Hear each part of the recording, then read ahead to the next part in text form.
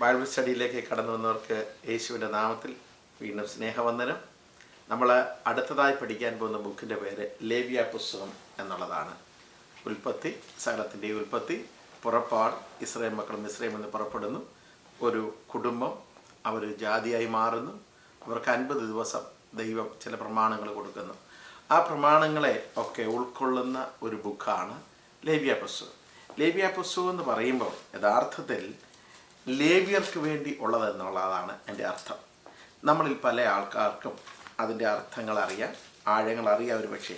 എന്നാൽ ഈ 2 ലൈനുകൾക്കിടയിലുള്ള ആശയങ്ങൾ എന്താണെന്നാണ് മനസ്സിലാക്കാൻ വേണ്ടിയിട്ടാണ് ഞാൻ ഈ ബൈബിൾ സ്റ്റഡിയിൽ ട്രൈ ചെയ്യുന്നത്. അതിനുവേണ്ടി ഉപയോഗിക്കുന്ന മെറ്റീരിയൽ ബൈബിൾ പ്രോജക്റ്റുകാരുടെ വളരെ നന്നായ രീതി വരച്ച് കാട്ടുന്ന ചില സത്യങ്ങളാണ്.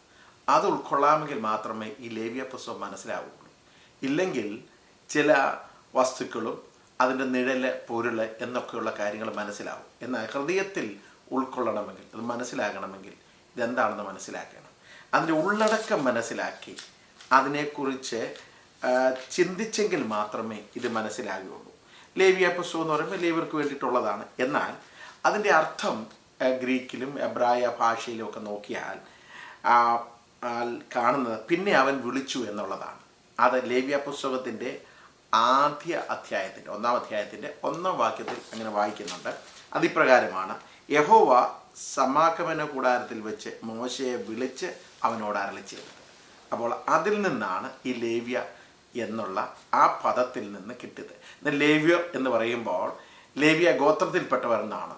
ഒരു പക്ഷെങ്കിൽ ഇത് പഠിക്കുന്നതിന് മുമ്പ് എൻ്റെ ചിന്ത ലേവ്യരാണല്ലോ ഈ ദൈവീയ ശുശ്രൂഷ ചെയ്യുന്നത്, അവരെക്കുറിച്ചായിരിക്കാം. അതുകൊണ്ടാണ്. അതല്ല, ഈ പേര് കിട്ടാൻ കാരണം ദൈവം സമാഗമന കൂടാരത്തിൽ നിന്ന് മോശയെ വിളിച്ചു എന്ന് അർത്ഥം വരുന്ന ഒരർത്ഥമുണ്ട് അത് ഈ പുസ്തകത്തിന്. അതുകൊണ്ടുകൂടാണ്. മറ്റിതര പുസ്തകങ്ങൾ നിങ്ങൾക്ക് റെഫർ ചെയ്യാം. ഇത് തന്നെയാണ് എഴുതി വച്ചിരിക്കുന്നത്. അതിലെനിക്ക് വളരെ വ്യക്തമായി പറയുന്നതിൽ സന്തോഷമുണ്ട്. ഇനി ഇതിൻ്റെ കാലവും സന്ദർഭവും ഒക്കെ നമുക്ക് ബുക്കുകളിൽ നിന്ന് എടുക്കാം. ഇപ്പോൾ കാണുന്ന പ്രോജക്റ്റിൽ നിന്ന് മനസ്സിലാവും. എന്നാൽ ഒരു കാര്യം മനസ്സിലാക്കൂ, ഇസ്രായേൽ മക്കൾ 50 ദിവസയോളം ദൈവം അവരോട് പല കാര്യങ്ങൾ പറഞ്ഞു. അതവർക്ക് മനസ്സിലായോ ചോദിച്ചാൽ മനസ്സിലായിട്ടില്ല. അങ്ങനെ 50 ദിവസം എന്ന് പറയുന്ന മറ്റൊരു ദിവസം കൂടെ ഉണ്ട്. നമുക്കറിയാം, പെന്തക്കോസ്ത് ദിനം, പെന്തക്കോസ്ത് പെരുന്നാൾ, ഇല്ലെങ്കിൽ 50-ാം ദിവസം പരിശുദ്ധാത്മാവിൽ വന്നത്. ഇതെല്ലാം നിഴലും പൊരുളുമാണ്. അപ്പോൾ തന്നെ ഇതുമായി കണക്ട് ചെയ്യുകയും ബ്രിഡ്ജ് ചെയ്യുകയും ചെയ്യണം, എന്നാൽ മാത്രമേ മനസ്സിലാവുള്ളൂ. ഇവിടെ നമുക്ക് കാണുന്നുണ്ട്, മോശയെ വിളിച്ചു സമാഗമന കൂടാരത്തിലേക്ക്. അപ്പോൾ എന്താണ് വിളിക്കാനുള്ള കാരണം എന്നുള്ളതാണ് തുടർന്ന് നമ്മൾ പറയാൻ പോകുന്നത്. എന്നാൽ അതിനു മുമ്പ് ചില കാര്യങ്ങൾ നോട്ടീസ് ചെയ്യണം. ദൈവം അവരെ വിളിച്ചിട്ട് ഈ 50 ദിവസം ഒരു കൽപ്പനകളും കാര്യങ്ങളും എല്ലാം കൊടുത്തു. പക്ഷെ ഇവർ മറന്നു കളഞ്ഞു. ഇവര് സീനായി ഇറങ്ങിയ ദൈവത്തിൻ്റെ ആ പ്രത്യക്ഷത ഇവർക്ക് ഭയമായിപ്പോയി. ഇവർ പറഞ്ഞു, ഇങ്ങനെ വേണ്ട, ഒരു മധ്യസ്ഥൻ വേണം. ഈ മധ്യസ്ഥൻ ഇല്ലായിരുന്നെങ്കിൽ ദൈവം അവരോട് നേരിട്ട് ഇടപെട്ടേനെ. കാര്യം അവർ എല്ലാവരും തന്നെ ഹോളിയായിട്ട് വിശുദ്ധ ജനമായി വിശുദ്ധീകരിച്ചവരാണ്, പുതിയ നിയമസഭയിലെ അംഗങ്ങളെ പോലെ തന്നെ. പക്ഷെ അവർക്ക് വേണ്ട, അവർക്കൊരു മധ്യസ്ഥനെ വേണം. മോശയോട് പറഞ്ഞു, നീ ഞങ്ങൾക്ക് മധ്യസ്ഥനായിരുന്നാൽ മതി, നീ പ്രാപിച്ചിട്ട് ഞങ്ങളോട് പറഞ്ഞാൽ മതി എന്നുള്ള ഒരു ശാഠ്യം. അത് ദൈവം ഇഷ്ടപ്പെടുന്നില്ല. ഇന്നും ദൈവം നമ്മോട് സംസാരിപ്പാൻ ആഗ്രഹിക്കുന്നു, നേരിട്ട് സംസാരിപ്പാൻ ആഗ്രഹിക്കുന്നു. അങ്ങനെയുള്ളൊരു അവസ്ഥയുള്ളപ്പോൾ എന്തിനാണ് നമുക്കൊരു മധ്യസ്ഥൻ? യേശു നമുക്ക് മധ്യസ്ഥനായി ഇന്നുണ്ട്. അതിലേക്ക് നമുക്ക് വരണം. നമുക്കൊന്നുകൂടെ ചിന്തിക്കാം. മോശ 10 കൽപ്പന എന്ന് പറയുന്ന 2 കൽപ്പനകൾ പ്രാപിച്ചുകൊണ്ട് ഇറങ്ങി വരുമ്പോൾ ദൈവത്തിൻ്റെ കോപം ജനിക്കത്തക്കവണ്ണം അവർ ആ കൽപ്പന ലംഘിച്ചു. നോക്കിക്കോണേ, ഒന്ന് ദൈവം ഒരു കൽപ്പന താഴെ, അല്ലെങ്കിൽ കൽപ്പന പ്രാപിക്കുവാണ് മോശ, താഴെ കൽപ്പന ലംഘനം.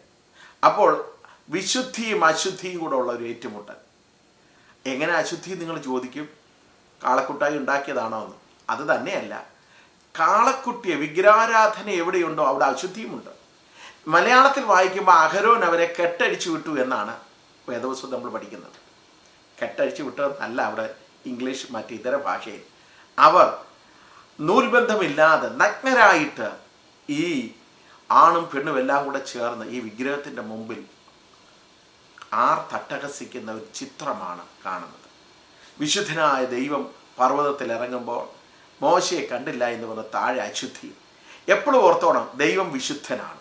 അതുകൊണ്ട് നിങ്ങളും വിശുദ്ധരായിരിക്കണം. മരണം ആണ് പിശാച് ഇല്ലെങ്കിൽ അശുദ്ധി, മരണം. മരണത്തിൻ്റെ ഓപ്പോസിറ്റ് ജീവനാണ്, സമാധാനമാണ് കർത്താവ്. സമാധാനവും ജീവനും സമാധാനവുമായ ദൈവം, അതിന് ഓപ്പോസിറ്റ് മരണമാണ്. ഇങ്ങനെയുള്ള കാര്യങ്ങൾ മനസ്സിലാക്കണം. അപ്പോൾ ദൈവവുമായിട്ടുള്ള ഒരു റെക്കൺസിലേഷൻ, ഒരു സന്ധി ഇല്ലെങ്കിൽ ഒരു കൂട്ടിച്ചേരുവാൻ, ദൈവസന്നിധിയിൽ ചെല്ലുവാൻ തക്കോണം ദൈവം വീണ്ടും മോശ മുഖാന്തരം അവിടെ മധ്യത്തിൽ വസിപ്പാൻ തക്കോണം ഒരു മുക്കൂട്ട് കൂടാരം ഉണ്ടാക്കുന്നു. അത് 3 സെക്ഷനുണ്ട്. അതിനെക്കുറിച്ച് നമുക്ക് വിവരിക്കണം. പ്രാകാരം, വിശുദ്ധ സ്ഥലം, അതിവിശുദ്ധ സ്ഥലം. അതിൻ്റെ അകത്തൊക്കെയും പല കാര്യങ്ങളുണ്ട്. നിഴലും പൊരുളുമായി നിൽക്കുന്നു. അപ്പോൾ തന്നെ അവിടെ വന്ന് ദൈവത്തെ ആരാധിപ്പാൻ തക്കവണ്ണവും ജനത്തിന് വേണ്ടി ശുശ്രൂഷിപ്പാൻ തക്കവണ്ണം മോശയുടെ സഹോദരനായ അഹരോനെയും 2 പുത്രന്മാരെ വേർതിരിക്കുന്നു. അപ്പോൾ ദൈവീയ ശുശ്രൂഷയ്ക്ക് വേണ്ടി ഒരു വേർതിരിവുണ്ട്. അതിനെ കോൺസെൻട്രേറ്റ് ചെയ്യുക, കരപൂർണം ചെയ്യുക, പൗത്രീകരിക്കുക ഇത്യാദി വേർഡുകളാണ് ഉപയോഗിക്കുന്നത്. ഇന്നും പുതിയ നിയമത്തിൽ ആർക്കും എന്തും ചെയ്യാവുന്നില്ല.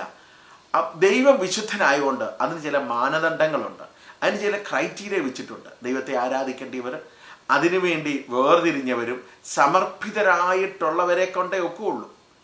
ഈവൻ യൂദയുടെ പുസ്തകം നമ്മൾ പഠിക്കുമ്പോൾ കാണുവാൻ സാധിക്കുന്നുണ്ട്. യൂദ ആ ബ്രദറാണ് യേശുവിൻ്റെ, എന്നിട്ട് പോലും ബോൺ സെർവൻ്റ്, ഞാൻ യേശുവിൻ്റെ സഹോദരനാണെന്ന് പറയാതെ ഞാനൊരു അടിമയാണ് യേശുവിന് വേണ്ടി.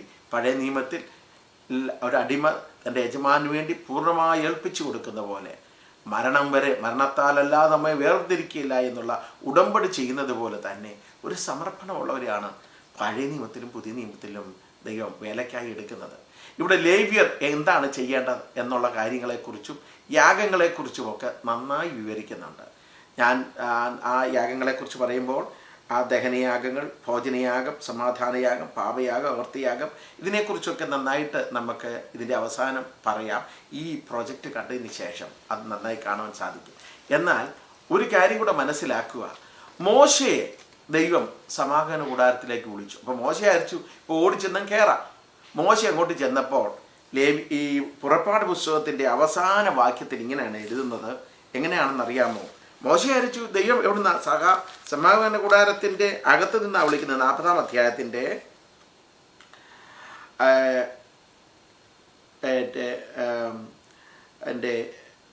35-ാമത്തെ വാക്യം. മേഘം സമാഗമന കൂടാരത്തിൽ അധിവസിക്കുകയും യഹോവയുടെ തേജസ് തിരുനിവാസത്തെ നിറയ്ക്കുകയും ചെയ്തതുകൊണ്ട് മോശയ്ക്ക് അകത്ത് കടപ്പാൻ കഴിഞ്ഞില്ല. മോശയ്ക്ക് അകത്ത് കടക്കാൻ കഴിഞ്ഞില്ല. കാരണം ദൈവം പറയുക, വിളിച്ചു. ഇതിൻ്റെ അകത്ത് കിടക്കണമെങ്കിൽ, ശുശ്രൂഷ ചെയ്യണമെങ്കിൽ നീ ചില കാര്യങ്ങൾ അറിഞ്ഞിരിക്കണം. അതിനുവേണ്ടി വിളിക്കപ്പെട്ടവരും ആ വിളിക്കപ്പെട്ടവർ എന്തൊക്കെ കാര്യങ്ങൾ ചെയ്യണമെന്നുള്ളത് വളരെ ശ്രദ്ധിച്ച് അങ്ങനെയുള്ളവർക്കേ ഉള്ളൂ. മോശ സമാഗമന കൂടാരത്തിൽ ശുശ്രൂഷ ചെയ്തതായിട്ട് നമുക്ക് മനസ്സിലാകുന്നില്ല. അതിനുവേണ്ടി ദൈവം തിരഞ്ഞെടുത്ത ഒരു ഗോത്രം, ലേവ്യ ഗോത്രം, അഹരോൻ മഹാപുരോഹിതൻ, അവൻ്റെ 2 മക്കൾ. ആ മക്കൾ പെട്ടെന്ന് അങ്ങ് എക്സൈറ്റഡ് ആയിട്ട് ഓടിച്ചെന്ന് ദൈവകൽപ്പനയില്ലാതെ അന്യായമായ എന്ന് വെച്ചാൽ ദൈവം വെച്ചിരിക്കുന്ന ന്യായങ്ങളെ മറികടന്ന്, ദൈവം ചെയ്ത വ്യവസ്ഥകളെ മറികടന്ന് അകത്ത് കയറി അവർ മരിച്ചുപോയി. വീണ്ടും ദൈവം പറയുന്നുണ്ട് എങ്ങനെയായിരിക്കണം. തുറന്ന് ശ്രദ്ധിച്ച് നമുക്ക് ഈ കാര്യങ്ങൾ മനസ്സിലാവും. അതിനുശേഷം നമുക്ക് ചിന്തിക്കാം ബാക്കി കാര്യങ്ങൾ. The book of Leviticus. It's the 3rd book of the Bible, and it's set right after the exodus of the Israelites from their slavery, when God brought them to the foot of Mount Sinai and invited Israel into a covenant relationship. Now, they had quickly rebelled and broke that covenant, and God had wanted for his glorious presence to come and live right in the midst of Israel in the form of this tabernacle. But Israel's sin has damaged the relationship. So, at the end of the previous book, Exodus, Moses, as Israel's representative, could not even enter God's presence in the tent. The book of Leviticus opens by reminding us of this fundamental problem. It says, "The Lord called to Moses from the tent." So the question is, how can Israel, in their sin and selfishness, be reconciled to this holy God? That's what this book is all about, how God is graciously providing a way for sinful, corrupt people to live in his holy presence. Now, let's pause for a second and explore this really important idea that God is holy. It's fundamental to understanding this book. The word holy means simply to be set apart or unique. And in the Bible, God is set apart from all other things because of his unique role as the creator of all, as the author of life itself. And so if God is holy, then the space around God is also holy. It's full of his goodness and his life and purity and justice. So if Israel, who is unjust and sinful, wants to live in God's holy presence, they too need to become holy. Their sin has to be dealt with. Thus, the book of Leviticus. Now, the book has a really amazing symmetrical design. It explores the three main ways that God helps Israel to live in his presence. The outer sections are descriptions of the rituals Israel was to practice in God's holy presence. The next inner sections focus on the role of Israel's priests as mediators between God and Israel. And inside of that are two matching sections that focus on Israel's purity. And then right here at the center of the book, there's a key ritual, the Day of Atonement, that brings the whole book together. The book concludes with a short section where Moses calls on Israel to be faithful to this covenant. Let's dive into the book. The first section explores the 5 main types of ritual sacrifices that Israel was to perform. 2 of these were ways that an Israelite could say thank you to God by offering back to God these symbolic tokens of what God has first given them. 3 other sacrifices were different ways of saying sorry to God. So here an Israelite would offer up the lifeblood of an animal while confessing that their sin has created more evil and death in God's good world. But instead of destroying this person, God, of course, wants to forgive them. And so this animal symbolically dies in their place and atones, which means it covers for their sin. And so through these rituals, the Israelites were constantly being reminded of God's grace, but also of his justice and of the seriousness of their evil and its consequences. The second set of rituals lays out the 7 annual feasts of Israel. And each of these retold a different part of the story about how God redeemed them from slavery in Egypt and brought them through the wilderness on their way to the Promised Land. And by celebrating these feasts regularly, Israel would remember who they were and who God was to them. Now, the sections about Israel's priests, you have Aaron and his sons first ordained to enter into God's presence on behalf of Israel. And then in this matching section, we find the qualifications for being a priest. The priests were called to the highest level of moral integrity and ritual holiness because they represented the people before God, but then also represented God to the people. Now, we find out why the priest's holiness matters so much back here in this first section. Right after the family of Aaron was ordained, 2 of his sons waltz right into God's presence and flagrantly violate the rules. And so they are consumed by God's holiness on the spot. It's a haunting reminder of the paradox of living in God's holy presence, because it's pure goodness, but it becomes dangerous to those who rebel and insult God's holiness. And so it's important that Israel's priests become holy, and also that all of the people of Israel become holy, which is what the next inner sections are all about. Chapters 11 through 15 are about the ritual purity required of all the Israelites, and chapters 18 through 20 are about the moral purity of the people. Here's what's underneath all of this purity and impurity language. Because God is holy and he's set apart, the Israelites need to be in a state of holiness themselves when they enter into his presence. This was called being clean or pure. God's presence was off limits to anybody who was not in a holy state, and this was called being unclean or impure. Now, an Israelite could become impure in just a few ways: by contact with reproductive body fluids, by having a skin disease, by touching mold or fungus, or by touching a dead body. Now, for the Israelites, all of these were associated with mortality, with the loss of life, which gets us to the core symbol of all these ideas. You become impure when you're contaminated by touching death, so to speak. And death is the opposite of God's holiness because God's essence is life. Now, this is really key. Simply being impure was not sinful or wrong. Touching these kinds of things was a normal part of everyday life. And impurity was a temporary state. It just lasted a week or 2, and then it's over.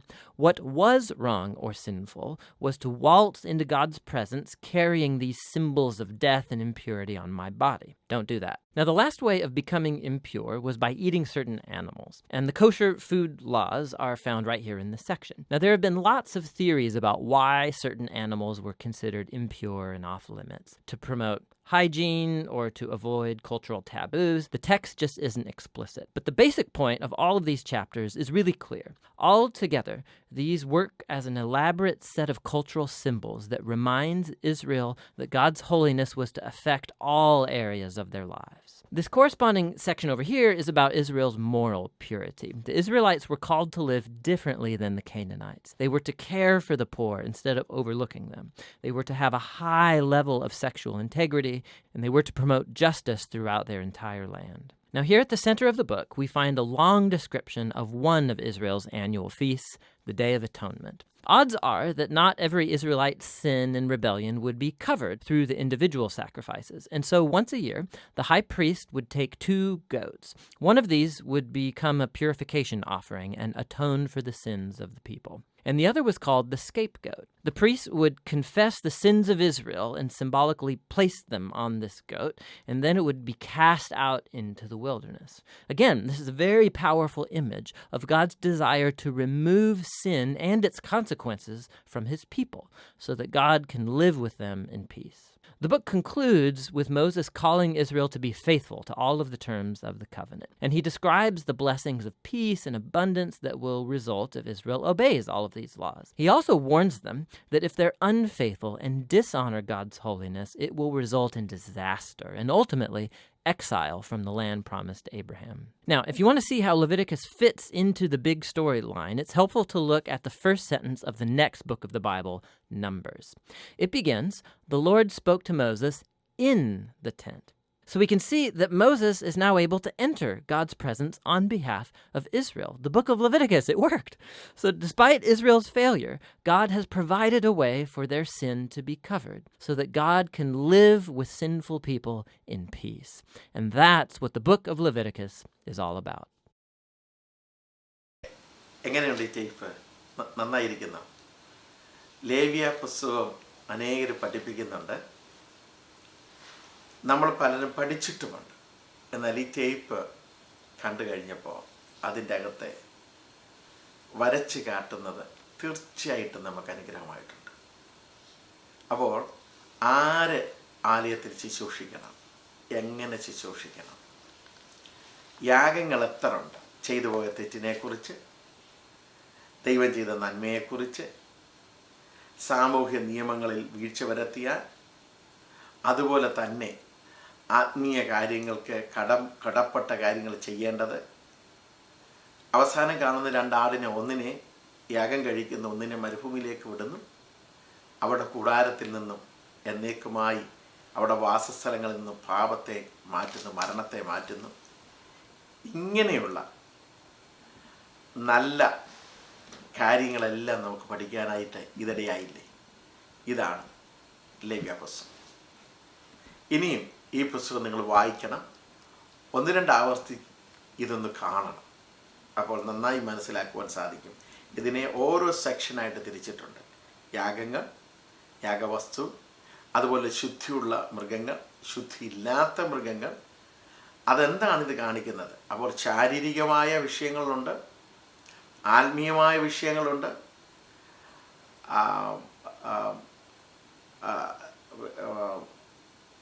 അതുപോലെ തന്നെ സ്പിരിച്വലായിട്ടുള്ള ആധ്യാത്മികമായിട്ടുള്ള വിഷയങ്ങളുണ്ട്. ഇതിനെയെല്ലാം ക്രോഡീകരിച്ചുകൊണ്ടാണ് ഇവർക്ക് ഈ ആരാധന കൊടുത്തിട്ടുള്ളത്. അത് നാം മറന്നു പോകരുത്. ഒന്നുകൂടെ ശ്രദ്ധിക്കണം.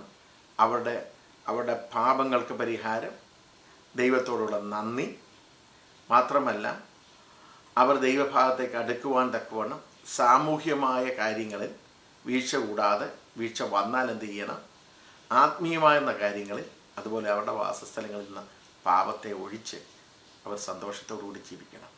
അതിനുവേണ്ടി അവരെ നേർവഴി കാണിപ്പാൻ, ദൈവകൽപ്പനകളെ പറഞ്ഞു കൊടുക്കാനും പഠിപ്പിക്കാനും, അക്കാര്യങ്ങളിൽ അവർക്ക് വേണ്ടി ദൈവത്തോട് ഇടയിൽ നിൽക്കുവാൻ വേണ്ടി തിരഞ്ഞെടുക്കപ്പെട്ട ഒരു ഗോത്രം, ആ ഗോത്രക്കാർ അനുഷ്ഠിക്കേണ്ട, അല്ലെങ്കിൽ അവർ പുരോഹിതന്മാരെ അനുഷ്ഠിക്കേണ്ട കാര്യം. അപ്പോൾ ഒരു കാര്യം നമുക്ക് മനസ്സിലാക്കാം.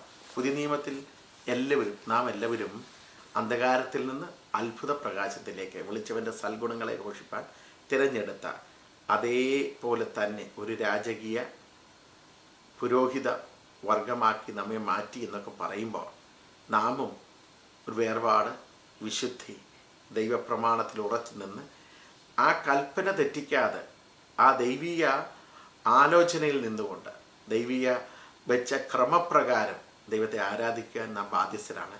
എങ്കിൽ മാത്രമേ ദൈവം നമ്മിൽ പ്രസാദിക്കുകയുള്ളൂ, നിത്യജീവൻ്റെ അവകാശികളായി തീരുവാനായിട്ട് സാധിക്കുകയുള്ളൂ എന്നുള്ള കാര്യം കൂടെ മനസ്സിലാക്കണം. തൽക്കാലം ഇവിടെ നമുക്ക് നിർത്താം. അടുത്ത ബുക്കിലേക്ക് നമുക്ക് പോകാം. അതുവരെ ദൈവമായ കർത്താവ് നമ്മെ സഹായിക്കട്ടെ. ആമേൻ.